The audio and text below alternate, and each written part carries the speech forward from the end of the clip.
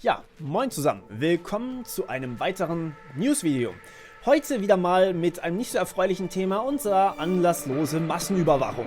Danke Großbritannien, denn die sind da große Verfechter dafür, wie wir hier sehen können. In Großbritannien wird tatsächlich angenommen, dass man diese anlasslose Massenüberwachung für die nationale Sicherheit braucht, also zwingend braucht. Man kann gar nicht anders sozusagen, ansonsten sei der Staat oder sei die Bevölkerung eben nicht sicher und der Staat nicht in der Lage, die Bevölkerung zu schützen. Keine Ahnung, wo diese Panikmache herkommt. Ich weiß nicht, uns geht es glaube ich so gut, wie es uns eigentlich noch nie ging.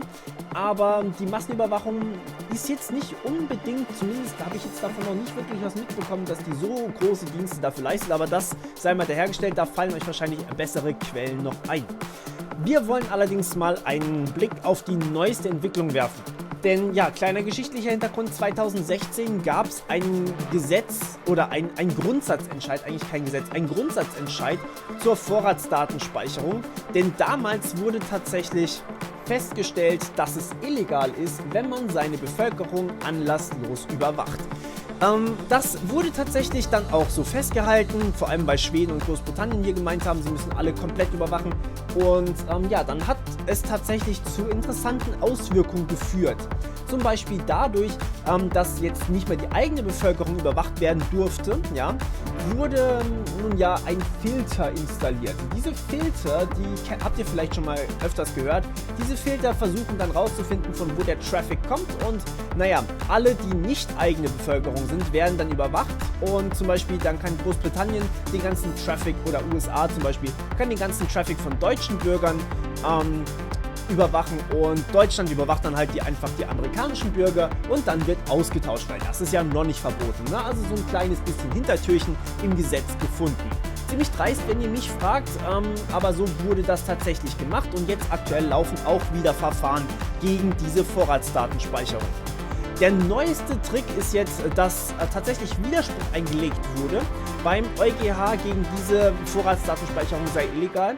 Und zwar speziell für den Anwendungsfall, dass Geheimdienste unsere Daten sammeln und eben nicht normale Privatunternehmen. Das heißt, es sei okay, laut E-Privacy-Richtlinie, dass man massenhaft überwacht, einfach, also wirklich eine Massenüberwachung aufbaut, wenn nur die staatlichen Organisationen, also zum Beispiel BND oder sowas, eure Daten dann haben.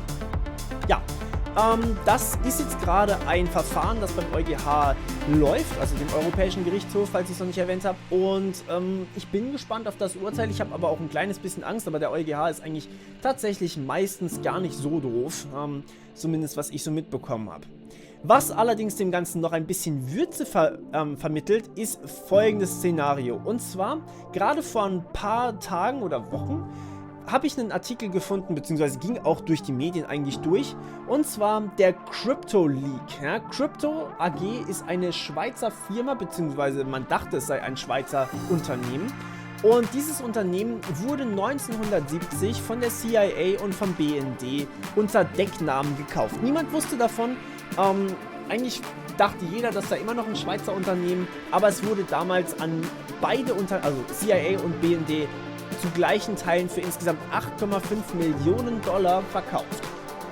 Und diese Crypto AG ist tatsächlich zumindest damals der Weltmarktführer gewesen, um Kommunikation zu verschlüsseln. Ja?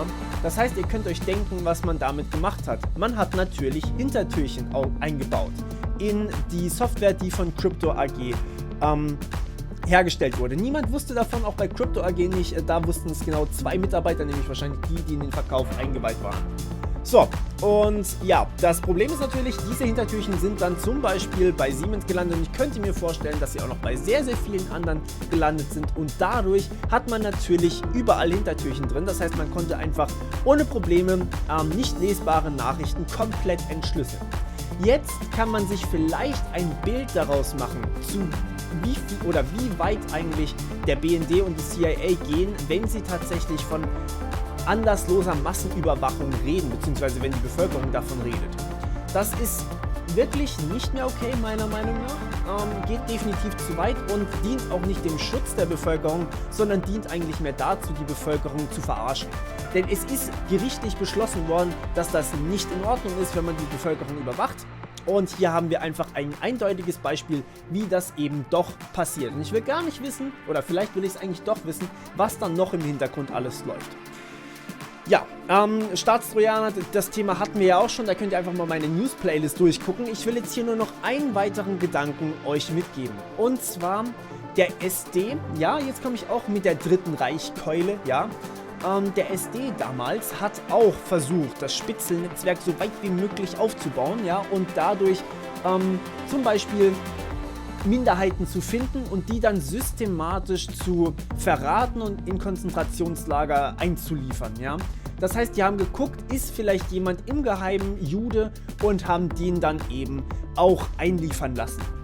So, jetzt will ich euch mal ganz kurz einfach nur den Gedanken mitgeben, wie oder was wäre damals passiert, wenn damals schon so ein perfekter Überwachungsapparat laufen würde wie heute. Was wäre damals passiert? Hätten wir dann wirklich alle überlebt? Hätte vielleicht der Nationalsozialismus sogar irgendwas gewonnen, also quasi im Sinne von den Krieg gewonnen und wäre jetzt immer noch an der Macht? Überlegt euch mal nur dieses Szenario, wenn die Massenüberwachung damals schon da war. Ja? Überwachung ist nicht immer zur Sicherheit der Bevölkerung, Überwachung kann auch gegen die Bevölkerung verwendet werden. Nur mal so das hier als Beispiel. Ja? Und dann überlegt ihr euch, welche Parteien gerade im Aufmarsch sind. So, die extremistischen, die haben tatsächlich ein sehr hohes Interesse an Massenüberwachung. Und ich kann mir nicht vorstellen, dass das auch nur zum Sinne oder zum Schutz der Bevölkerung kann man nicht unbedingt gutheißen. Man sieht, was damit alles möglich wäre, glaube ich. Und darauf habe ich definitiv keine Lust. So, ja, diskutiert ganz gerne in den Kommentaren darüber und schreibt einfach mal eurem Abgeordneten, ja, meine E-Mail ist auch schon raus, schreibt einfach mal, dass das einfach nicht geht und dass man da was dagegen machen soll. Gut, ich wünsche euch mal wieder was, hoffentlich demnächst mit nochmal erfreulicheren Themen, ich glaube aber allerdings schon. Und ja, wir hören uns beim nächsten Mal wieder. Wie gesagt, hoffentlich was anderes. Bis dann, ciao.